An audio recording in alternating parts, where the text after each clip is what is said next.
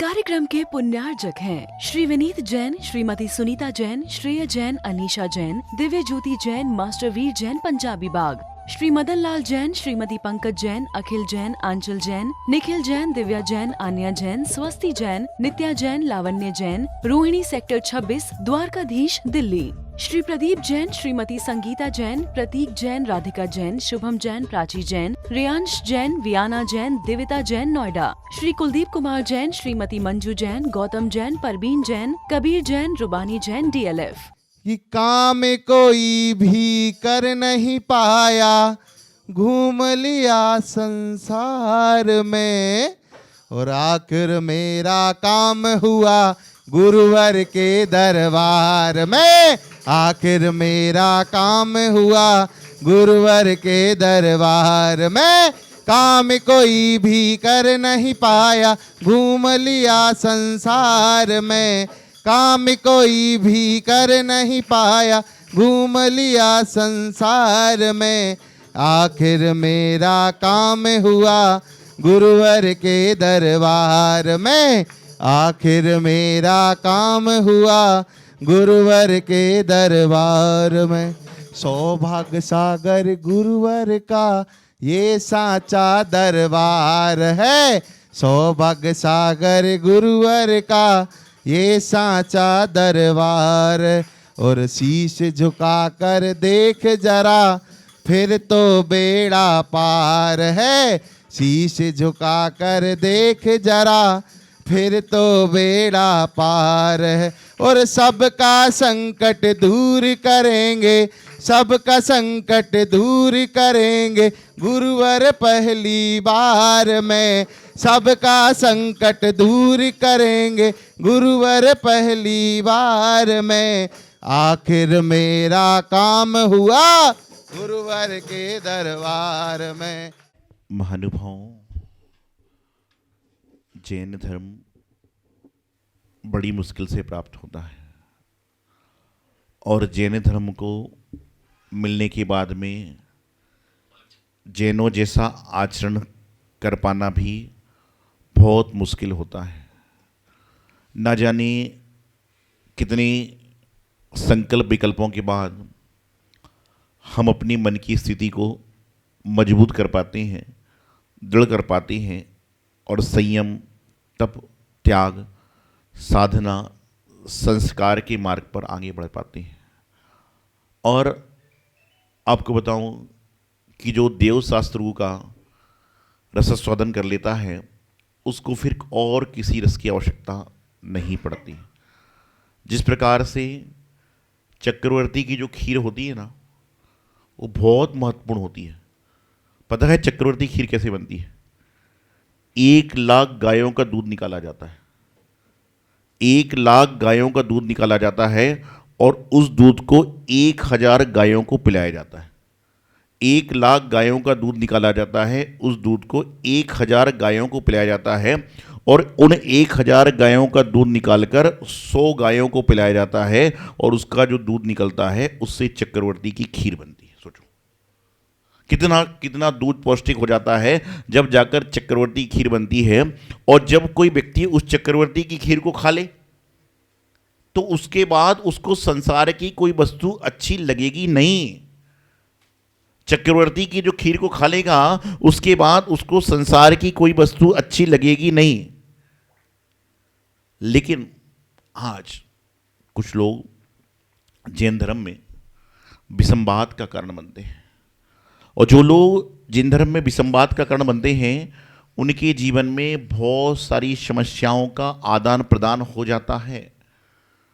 गुरुदेव हमेशा कहते हैं हम लोगों से कि जिन मंदिर में, जिनवाणी में, गुरुओं की भक्ति में कभी भी कोई क्वेश्चन मार्क नहीं होना चाहिए, क्योंकि वह जो शख्स हैं, गुरु हैं, जिनवाणी हैं, जिनेंद्र देव हैं, ये हमारे सारे प्रश्नों को हल करते हैं। उनके सामने हम प्रश्न क्यों करते हैं? उनकी क्रियाओं में कोई प्रश्न हम क्यों करते हैं? आज मंदिर में यदि कोई व्यक्ति जिनवाणी लाया हुआ है और जिनवाणी कुछ कारण से फट गई है, उसको कवर करने लग जाए तो 4 लोग तुरंत खड़े हो जाएंगे, तुम जिनवाणी को छेड़छाड़ कर रहे हो। वो ये समझते नहीं है कि जिनवाणी को सही कर देंगे तो इसकी लाइफ और आगे बढ़ जाएगी। आज मंदिरों में समय के हिसाब से व्यवस्थाएं बदलती हैं।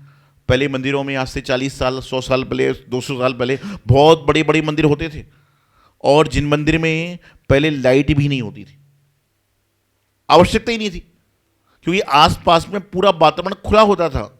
लेकिन आज यदि दिल्ली शहर की बात करें हम, तो दिल्ली शहर में 250 मंदिर हैं, लेकिन 200 मंदिर ऐसे हैं कि यदि वहाँ पर लाइट गोल हो जाए तो भगवान ही ना दिखे। 200 मंदिर ऐसे होंगे कि जहाँ पर यदि लाइट गोल हो जाए तो भगवान ही ना दिखे। 200 नहीं तो 150 तो पक्के हैं, क्योंकि मंदिर क्या है, जैसे इसी मंदिर को ग्रीन पार्क को ले लीजिए आप, ये मंदिर नहीं है, एक कोटियों के बीच में एक कोटी है, बंगलों के बीच में एक बंगला है, तो आजू भी दीवार बाजू में दीवार बीच में भगवान। लेकिन तो भी हमें ये सोचना चाहिए कि कम से कम हमें भगवान के दर्शन तो हो रहे, भगवान की पूजन अर्चन करने तो हमें मिल रहा है। इसको हम सोचेंगे तो हम कभी भी दूसरे विचारों में नहीं जाएंगे। नहीं तो आपसे ज़्यादा तो पुण्यशाली चींटी है, आपसे ज़्यादा पुण्यशाली तो चूहा छिपकली है, आपसे ज़्यादा पुण्यशाली तो कबूतर है। कैसे? आपको यदि भगवान को छूना है तो वस्त्रों को बदलना पड़ता है, महिलाएं तो जा ही नहीं सकती यहाँ की व्यवस्थाओं के हिसाब से, और छिपकली चूहिया कबूतरनी ये तो कभी भी है तो स्त्रीलिंग, लेकिन वो तो जब बड़ी प्रतिमा जो खुली होती है, खुली प्रतिमा में जाओ आप कभी आगे भी चले जाते हैं। इसका मतलब ये नहीं है कि आप छिपकली बनने का प्रयास करो, नहीं तो सोचो भाई मनुष्य बन के फायदा नहीं, त्रिंजनी बन जाओ, ऐसा नहीं है कहने का। ये तो हास्य की बात है। कहने का तात्पर्य कि पुण्यशाली मात्र भगवान के पास जाने वाला होता तो सबसे ज्यादा भगवान को आपके मंदिर का माली देखता है। यदि भगवान को देखने से ही पुण्य मिलता तो सबसे ज्यादा कौन देखता है भगवान को? मंदिर का मालिक, खोलते समय बंद करते समय झाड़ू लगाते समय। लेकिन नहीं, वह अपने भाव से नहीं कर रहा है, उसके कर्म से कर रहा है। लेकिन आप अपने भाव से काम कर रहे हो, तो आपको जो मिला है वह तो अच्छे अच्छों को नहीं मिला, और उसको मिला है उसका लाभ उठाने का प्रयास करें। और जो इस वस्तु का लाभ उठा लेता है उसको संसार में कहीं भी कोई तकलीफ नहीं आती। एक बार एक गधा समझते? आपको पता है गधा नाम क्यों रखा गया? गधा का, गधे का नाम गधा क्यों रखा गया? क्योंकि जब जो हिंदी की वर्णमाला बन रही थी तो लोगों ने लिखा का से कबूतर, खा से खरगोश। जब गा से बात आई तो लोग बोले गा से क्या रखना है, तो जैन धर्म के लोग बोले गड़धर रखो। क्या बोले? गड़धर रखो। हिंदू बोले नहीं गणेश रखो, कोई बोला कुछ और रखो। लेकिन सब में विवाद चालू हो गया, तो बोले क्या रखें, तो सब लोग बोले ऐसा करो गधा रख दो। तो गधे पे सारी संपदाओं की सम्मति बन गई। जब कोई बच्चा गलती करता तो लोग क्या बोलते हैं? तू गधे का, क्या बोलते हैं? गधे का। तो गधा कौन हुआ फिर? जब कोई बच्चा गलती करता है तो लोग क्या बोलते हैं? तू गधे का बच्चा। तो गधा कौन हुआ? गधा कौन हुआ? बोलने वाला। तो बताना क्या चाहता हूं कि जीवन में आप देखिए गधा क्या होता है। तो गधे शब्द में 2 अक्षर हैं, गा और धा। तो गा से गलत और धा से धारणा। जो गलत धारणा में जीता है वही गधा कहलाता है। इसे गलत धारणा में जीने का प्रयास छोड़ दो, सही धारणा में जीने का प्रयास कीजिए, और जो सही धारणा में जीता है वह गधे से आगे निकल जाता है। तो क्या हुआ, एक गधा रोज अपने मालिक से मार खाता, शाम को रोज मार खाता। तो गधे के जो और साथी थे, गाय भैंस आदि थे, बोले तू भागता क्यों नहीं? बोले मैं तो कभी नहीं भागूंगा। बोले मैं जिंदगी में कभी नहीं भागूंगा। बोले क्यों? तुझे खाने भी नहीं दे रहा है, तुझे दिक्कत भी कर रहा है, सब कुछ कर रहा है, तो भी क्यों नहीं हो रहा? अरे बोले मैं नहीं भागूंगा। बोले क्यों नहीं भागेगा? अरे बोले मालिक की एक लड़की कुंवारी है, मालिक की एक लड़की कुंवारी है, और मालिक कई बार उसको बोलता है देखना तेरी शादी एक दिन गधे से कराऊंगा, तेरी शादी एक दिन गधे से कराऊंगा, तेरी शादी एक दिन गधे से कराऊंगा। तो मैं तो उस दिन के इंतजार में हूं कि मालिक की लड़की की शादी। इसलिए तो गलत धारणा में जीता उसको गधाया करते हैं। ये गलत धारणा में जी रहा है। मालिक ने गुस्से में क्या बोल दिया, तू इस तरह की शैतानी करेगी तो तेरी शादी इस गधे से कराऊंगा।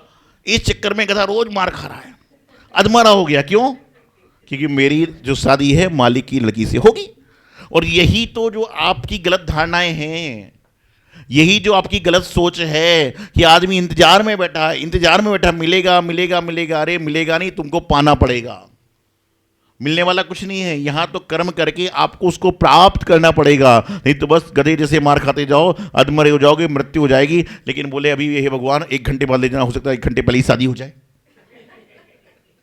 और ये गधे का भ्रम कब तक चलता रहता है? जब तक लड़की की शादी कहीं और ना हो जाए।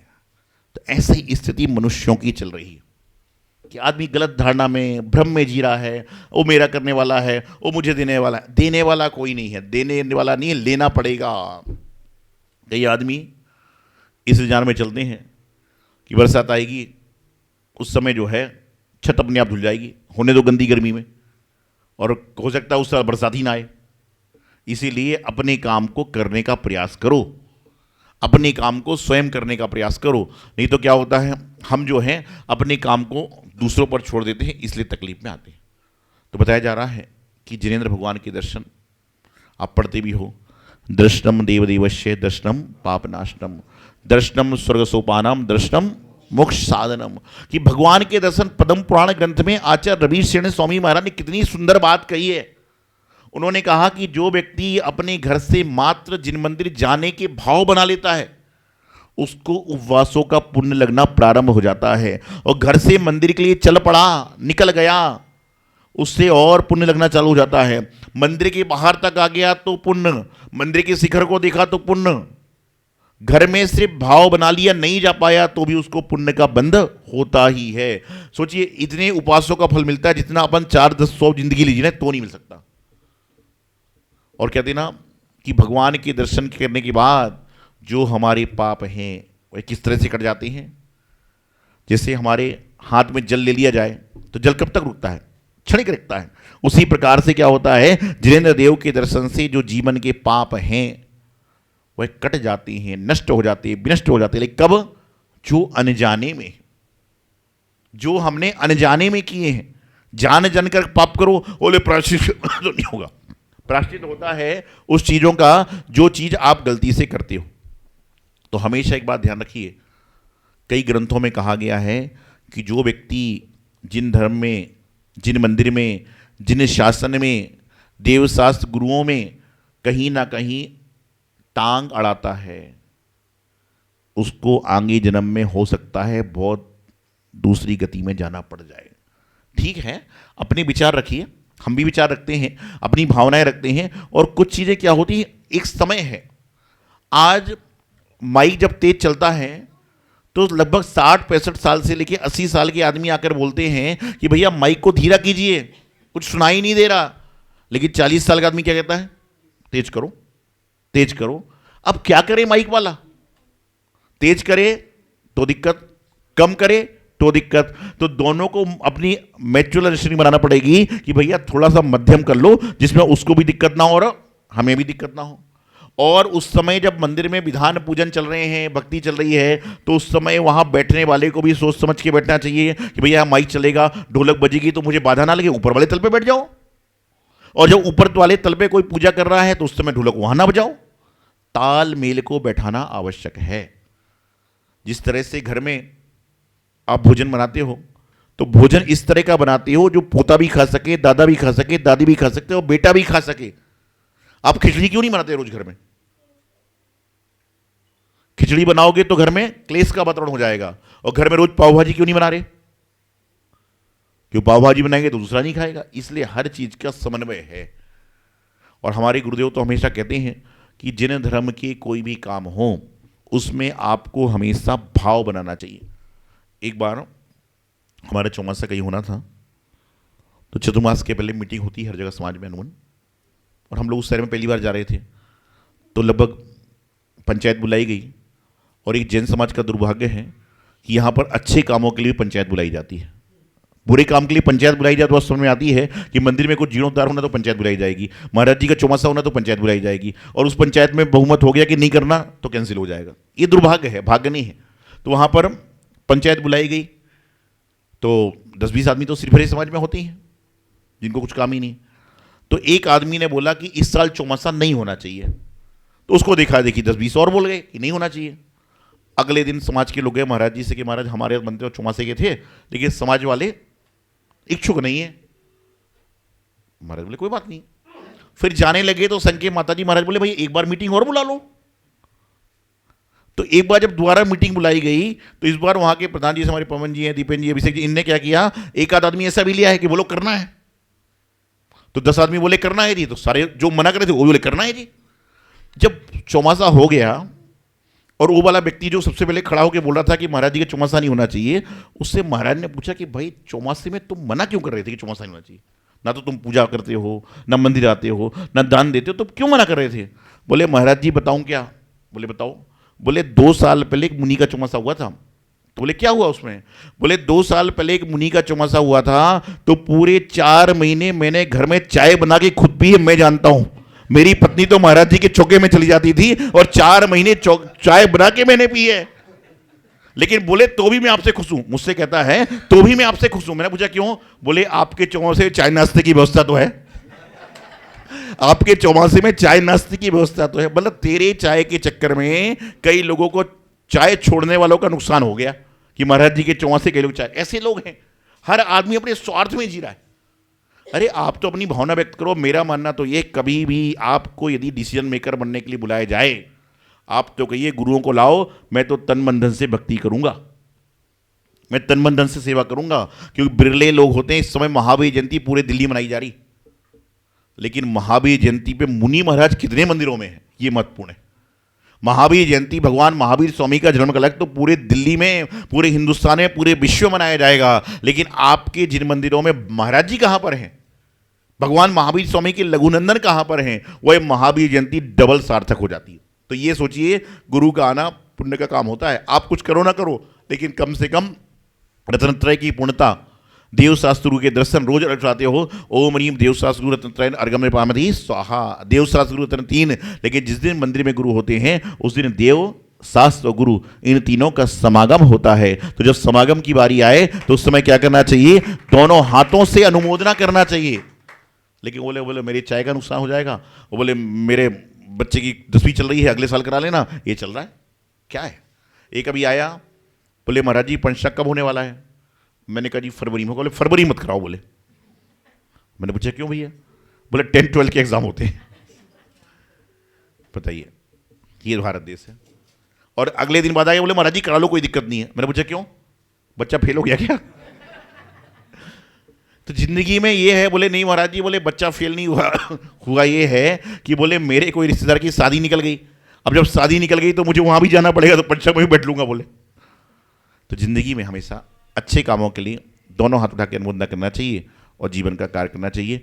और आने वाला समय सभी के लिए मंगल हो, ये मंगल शुभकामना गुरुदेव आचार्य सिद्धांत सागर जी महाराज की। इस कार्यक्रम के पुण्यार्जक थे श्री विनीत जैन, श्रीमती सुनीता जैन, श्रेय जैन, अनीशा जैन, दिव्य ज्योति जैन, मास्टर वीर जैन पंजाबी बाग, श्री मदन लाल जैन, श्रीमती पंकज जैन, अखिल जैन, आंचल जैन, निखिल जैन, दिव्या जैन, आन्या जैन, स्वस्ति जैन, नित्या जैन, लावण्य जैन, रोहिणी सेक्टर 26, द्वारकाधीश दिल्ली। श्री प्रदीप जैन, श्रीमती संगीता जैन, प्रतीक जैन, राधिका जैन, शुभम जैन, प्राची जैन, रियांश जैन, वियाना जैन, दिविता जैन, नोएडा। श्री कुलदीप कुमार जैन, श्रीमती मंजू जैन, गौतम जैन, परवीन जैन, कबीर जैन, रुबानी जैन, DLF।